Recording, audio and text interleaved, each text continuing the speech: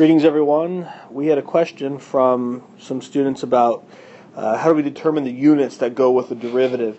And so we're going to address that hopefully briefly here and make you understand that concept a little bit better. Let's go back to the definition of derivative. Remember, we talked the derivative came from this limit here, this limit of the difference quotient. And the key thing to understand in this difference quotient is that we are, in the numerator, we are subtracting the outputs, the results of plugging numbers into the function f.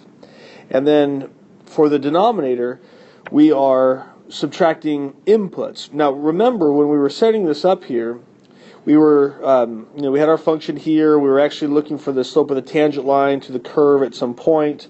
But instead of using the tangent line, we were using a secant line. And so we started at some point. In the notes at the time, it was an x-coordinate of a, but we were starting here at x, and then we moved over to x plus h, a plus h, but I'm going to call it x plus h. And then when we looked at the slope triangle here, that we've got, the horizontal leg here was just going to be at h, because we were subtracting x plus h minus x, and then the vertical leg was the change in the outputs, f of x plus h minus f of x. And the reason why I'm pointing this out, going back to the definition, because this is where our units are coming from. Because when I do the arithmetic here, before even taking the limit, my function f has a certain set of units from the start. And so when I work this out here, when I calculate f of x plus h, let's say we're talking about f being a distance, then f of x plus h marks, some amount of distance from a starting point. F of x is some other distance from the starting point. So they might be both measured in feet or meters or miles or something. But when I take the first number of feet or whatever minus the second number of feet, the answer is still going to be in feet. So my numerator of my quotient here has as its units the units of f.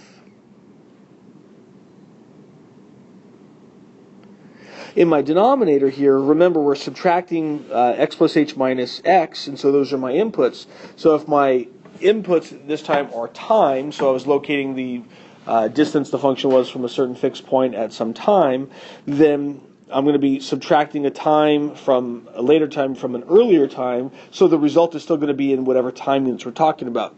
Feet, I'm sorry, not feet, I looked at f. Seconds, minutes, hours, days, or whatever it might be. So down here in the denominator, we're going to have the units of, in this case, x, the input. Okay. More generally, what I want you to realize is that for our units of the derivative here, we're always going to have the output units in the numerator and the input units in the denominator, and this is always how the units of the derivative will be determined. If I take that to another step further and we look at the second derivative, and this can be applied to the second, third, fourth, or whatever, this is the definition of the second derivative in terms of our limit definition, and then we're still doing the same process here. Okay, this becomes here the units of the outputs, the units of what's going on in the numerator. So here we have units. My pen's off the screen a little bit. Units of f prime in the numerator, because that's what's being subtracted in the numerator. And here we'll have again units of x.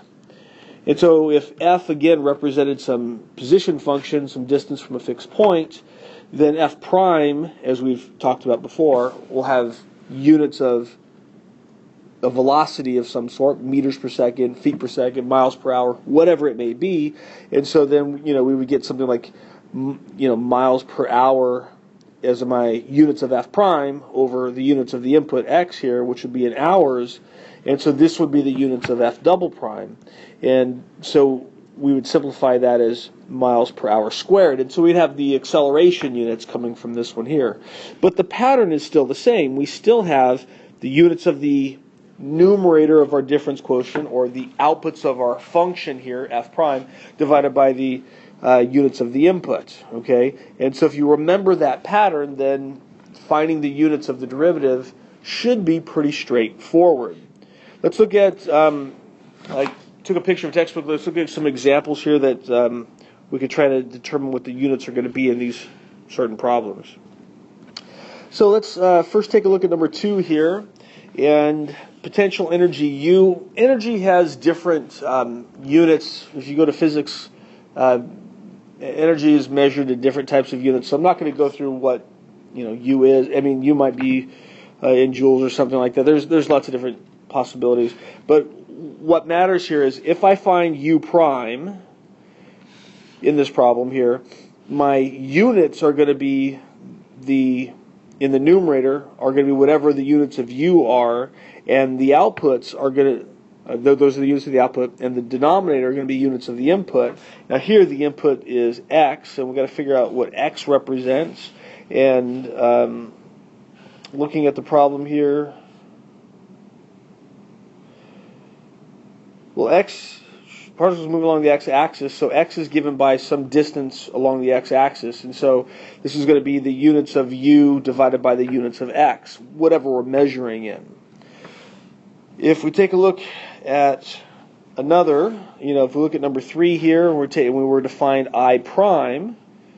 In fact, I should probably get rid of that so we can see what the whole problem says. Oh, I didn't block anything important there. So if I'm finding I prime, again, the units are going to be, here they tell us I is in amps, so we'll have amps per, well, T is whatever T is measured in. I'm going to think T is measured in some units of time here, so it might be in seconds or hours or minutes or whatever the units of T are. But it's still the units of the output divided by the units of the input. If we take a look over here in example number 8, if we find T prime, if that's what we're looking for, then the T represents some time, so I don't see. So if that were in seconds, then I'd have seconds as my units, and then X is some distance, so let's say it's in feet. So here T prime would be in seconds per feet. So again, we always got to look at, it goes back to the definition, that difference quotient. We have the units of the numerator over the units of the denominator, and if you just remember that ratio, you should be able to determine the units under any circumstance. Go study.